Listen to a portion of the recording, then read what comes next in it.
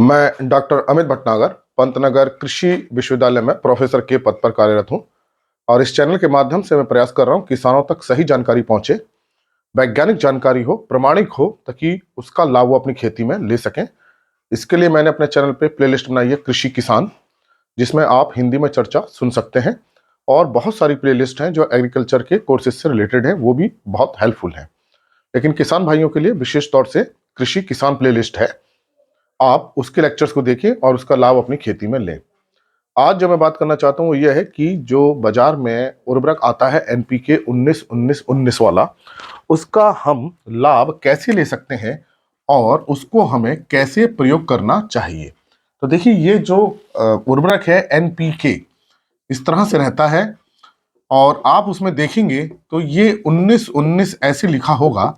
तो पहले तो आप इसका मतलब समझ लीजिए कि 19-19 उसका मतलब यह है कि इसमें 19% नाइट्रोजन है और 19% फास्फोरस है, लेकिन फास्फोरस P2O5 फॉर्म में है, नाइट्रोजन N फॉर्म में ही है, और 19% इसमें पोटेशियम K2O फॉर्म में है। तो ये 19-19-19 ये कितना हो गया, 19 या 57% जो है उसमें एनपीके तीनों न्यूट्रिएंट्स हैं, और बाकी इनर्ट मटेरियल होता है, उस खाद को बनाने के लिए प्रयोग किया जाता है। वो मटेरियल किसी काम नहीं आता है, वो सिर्फ खाद बनाने के लिए होता है। तो इसका मतलब अगर हम 100 किलोग्राम ये खाद देंगे तो हमें 19 किलोग्राम नाइट्रोजन मिलेगी, 19 किलोग्राम फास्फोरस मिलेगा और 19 किलोग्राम पोटाश मिलेगा। और ये जो तीन तत्व है इनकी बहुत ज्यादा आवश्यकता पौधे को होती है, इसलिए बुआई के समय ही हम इस खाद का प्रयोग करते हैं, एनपीके फर्टिलाइजर का। लेकिन ये जो फर्टिलाइजर है ये महंगा फर्टिलाइजर है, इसका आपको प्रयोग कब करना है, कैसे करना है, आज मैं इसी बात को समझाऊंगा। बहुत कॉस्टली फर्टिलाइजर है लेकिन इसके प्रभाव बहुत अच्छे आते हैं। देखिए, ये पहले तो ये फर्टिलाइजर ऐसा है जो पूरा पानी में घुल जाता है, इसके घुलने में कोई समस्या नहीं आती, और ये तीनों तत्व देता है, नाइट्रोजन भी, फास्फोरस, पोटेशियम एक साथ। तो ये सबसे अच्छी बड़ी बात है कि पौधे को तीनों तत्व एक ही खाद से मिल जा रहे हैं, पूरा पानी में घुल जा रहे हैं, और किसी भी फर्टिलाइजर का पानी में घुलना जरूरी है तभी वो पौधे को मिलता है। तो ये इसकी एक बहुत बड़ी खूबी है कि 100% वाटर सॉल्युबल है। तो ये आप समझ गए होंगे इसका। पहले तो ये 19-19-19 का क्या मतलब है, ये प्रतिशत में है। अब ये देखिए, बहुत महंगी खाद है, तो आपको अगर सामान्य बुआई करनी है तो एनपीके जो आती है 12-32-16 उसका आप बुआई के समय प्रयोग कीजिए, तो वो उसमें मात्रा भी ज्यादा है, फास्फोरस की, पोटेशियम, नाइट्रोजन सब मिला करके। लेकिन ये जो खाद प्रयोग करनी है ये आपको कब करनी है, ये आप चूंकि वाटर सॉल्युबल है, आप ड्रिप इरिगेशन में इसका प्रयोग कर लीजिए। अगर आप ड्रिप से खेती करते हैं तो ड्रिप फर्टिगेशन जो होता है, तो पानी के साथ जो खाद देते हैं, आप उसमें इसको प्रयोग कर सकते हैं, और इसको 2 ग्राम लीटर प्रति पानी के हिसाब से आप इसको प्रयोग कर लीजिए, इसमें कोई समस्या नहीं आएगी। तो ये जो है तीनों जो मिलेंगे, पहले तो मैं आपको बता रहा हूं कैसे देना है, फिर इसके लाभ मैं आपको बताऊंगा। तो ड्रिप में आप दे दीजिए 2 ग्राम प्रति लीटर। हालांकि ये फसल की उस पर निर्भर करता है कि फसल कैसी है, मिट्टी कैसी है, कितनी जरूरत है। तो 1.5 से 2 ग्राम जो है ये आप दे सकते हैं पानी में, 1.5 से 2 ग्राम प्रति लीटर पानी आप ड्रिप में चला दीजिए फर्टिगेशन में।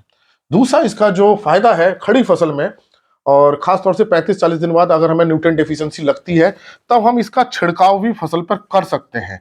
तो ये बहुत अच्छी बात है कि इस खाद का हम छिड़काव कर सकते हैं, और ये बनता है 0.5 से 1% का छिड़काव।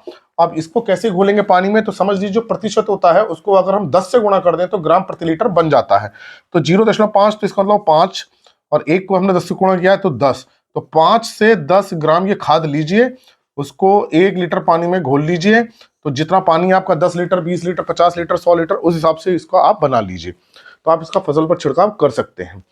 अब फसल पर इसका आपको छिड़काव कब करना है, देखिए, छिड़काव को तब करना है जब फसल 35 से 40 दिन की हो गई हो। बुआई के 35 से 40 दिन बाद या 25 से 30 दिन बाद, लगभग इतने दिन पे जब उसमें वनस्पतिक वृद्धि हो रही हो, उसमें पत्तियां आ रही हो, बढ़वार हो रही हो, तब तक करना है। तब ये अच्छी अवस्था होती है, क्योंकि इस अवस्था पे पौधे को सबसे ज्यादा न्यूट्रिएंट चाहिए होते हैं करीब 1 महीने बाद। शुरू की अवस्था में उतने पोषक तत्व नहीं चाहिए होते हैं। 30-35 दिन बाद जैसी फसल तेजी से बढ़ती है और भूमि में वो पोषक तत्व कम है या हमने खाद कम दी है, तो उस समय कमी आने लगती है। तो उस कमी को पूरा करने के लिए आप छिड़काव के माध्यम से दे सकते हैं। और कब तक देना है, आपको फूल आने से पहले तक देना है, क्योंकि होता क्या है कि अधिकांश फसलों फूल आने के बाद पोषक तत्वों को उनकी जरूरत नहीं होती है, पूरा तब तक ग्रहण कर चुके होते हैं। तो जब फल बन रहा है उस समय आप इस तरह की खाद देंगे तो उर्वरक देंगे घोल के, तो उसका पौधे पे कोई प्रभाव नहीं आएगा और उल्टा आपका खेती का खर्चा बढ़ जाएगा। तो आपको ध्यान रखना है, जब पौधे की बहुत अच्छी वनस्पतिक वृद्धि हो रही है तब इसको प्रयोग करना है, और फूल आने से पहले पहले आपको दे देना है। तो ये मैंने आपको बताया कब इसका छिड़काव करना है। छिड़काव आप सुबह के समय कर लीजिए, जब ओस हट गई हो, जाड़ों के दिन हो तो, क्योंकि सुबह स्टोमेटा खुले होते हैं, रंध्र खुले होते हैं, उसी के माध्यम से खाद अंदर जाती है। या शाम के समय आप कर सकते हैं, शाम के समय भी स्टोमेटा खुले होते हैं, लेकिन जब पूरा दिन के समय बहुत तेज धूप होती है तो पत्तियों के रंध्र जो होते हैं बंद हो जाते हैं, आप छिड़काव करेंगे कोई फायदा नहीं मिलेगा। कोशिश ही आप करें कि सुबह के समय कर लें, ताकि उसे पूरा दिन मिल जाए पत्ती को अपने अंदर उस पोषक तत्व को लेने का। तो सुबह कर लीजिए या शाम को कर लीजिए, लेकिन बेहतर ये होगा आप सुबह के समय करें। लेकिन जाड़ों के दिन तो ओस हटने के बाद करें, तो पानी के साथ ये नीचे गिर जाएगा पत्ती से नीचे। तो ये मैंने आपको बताया कि छिड़काव का समय बहुत महत्वपूर्ण है। और पत्तियों में छोटे छोटे छेद होते हैं जो तेज रोशनी में बंद हो जाते हैं सूरज की, तो या तो सुबह खुले होते हैं या शाम को, तो इसी समय आपको छिड़काव करना है। अब इसका फायदा देखिए क्या है, इसके फायदे बहुत फायदे हैं। एक तो आप लगभग सभी फसलों में प्रयोग कर सकते हैं, चाहे वो गन्ना हो, मक्का हो, धान की फसल हो, सरसों वाली फसल हो, तेल वाली फसल हो, सब्जियां हो आपकी, टमाटर है, बैगन है, कोई भी आपका मिर्च है, कोई भी आपकी फसल है, हर फसल में इसको प्रयोग किया जा सकता है, क्योंकि हर फसल को इन तीनों तत्वों की आवश्यकता होती है।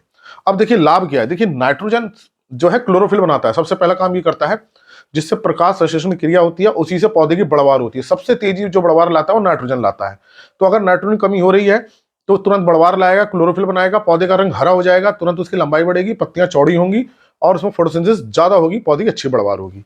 फास्फोरस तो देखिए, वैसे तो फास्फोरस जो हम शुरू में देते हैं उसका काम होता है जड़ को बढ़ाना, लेकिन हम चूंकि छिड़काव कर रहे हैं, ड्रिप से अगर हम दे रहे हैं तो जड़ों तक जाएगा, लेकिन छिड़काव में जड़ों तक नहीं जाएगा। लेकिन फास्फोरस के बहुत सारे काम है, एंजाइम एक्टिवेट करना, पौधे के अंदर जो ताकत बनाता है, जो एनर्जी बनाता है, एटीपी एडीपी जिसे हम बोलते हैं, एटीपी आपने सुना होगा नाम, तो एटीपी बनाने का काम फास्फोरस करता है। और यही एटीपी जरूरत होती है, ये एक एनर्जी होती है पौधे के अंदर जो एटीपी फॉर्म में बनती है। हमारे शरीर में भी एटीपी ही फॉर्म में एनर्जी बनती है, ऊर्जा बनती है।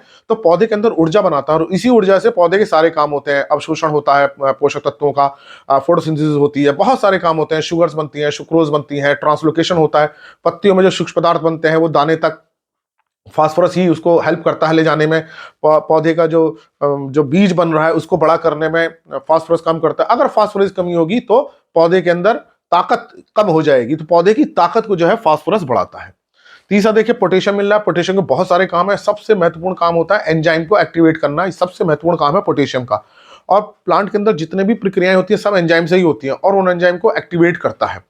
तो पोटेशियम क्या करेगा, नाइट्रोजन काम को भी बढ़ाता है, फास्फोरस काम को, जिंक के काम को, सल्फर के काम को, जितने भी पोषक तत्व हैं उनके काम को पोटेशियम बढ़ाता है। पौधे की क्वालिटी को बढ़ाता है, इसलिए इसको क्वालिटी एलिमेंट भी कहते हैं, क्योंकि जितनी तरह की क्वालिटी आती है, चाहे उसके फल का कलर हो, फल का साइज हो, फल का कलर हो, या हम कह सकते हैं तेल की मात्रा हो, कुछ भी हो, मतलब जो क्वालिटी बढ़ेगी वो पोटेशियम से बढ़ेगी, क्योंकि ये सारे एंजाइम को एक्टिवेट करता है। तो एक ही स्प्रे से हमें देखिए नाइट्रोजन मिल रहा है जो बढ़वार करने में सहायता कर रहा है, फास्फोरस मिल रहा है जो पौधे को ताकत दे रहा है, पोटेशियम मिल रहा है जो एंजाइम एक्टिवेट कर रहा है। तो दाने का साइज बढ़ाने में पोटेशियम बहुत महत्वपूर्ण काम करता है, इसलिए आप इसको स्प्रे के माध्यम से दे सकते हैं। लेकिन आप तभी दें जब आपको लगे कि आपने पूरी खाद नहीं दी है और पौधे के अंदर कमी आ रही है, क्योंकि महंगी खाद है, अननेसेसरी आप इसका प्रयोग ना करें। अगर पौधे में डेफिशिएंसी सिम्टम्स नहीं है, कमी के लक्षण नहीं आ रहे हैं, कमी नहीं हो रही, तो आप इसको खाद का प्रयोग नहीं कीजिए, अननेसेसरी आपकी वेस्टेज हो जाएगी।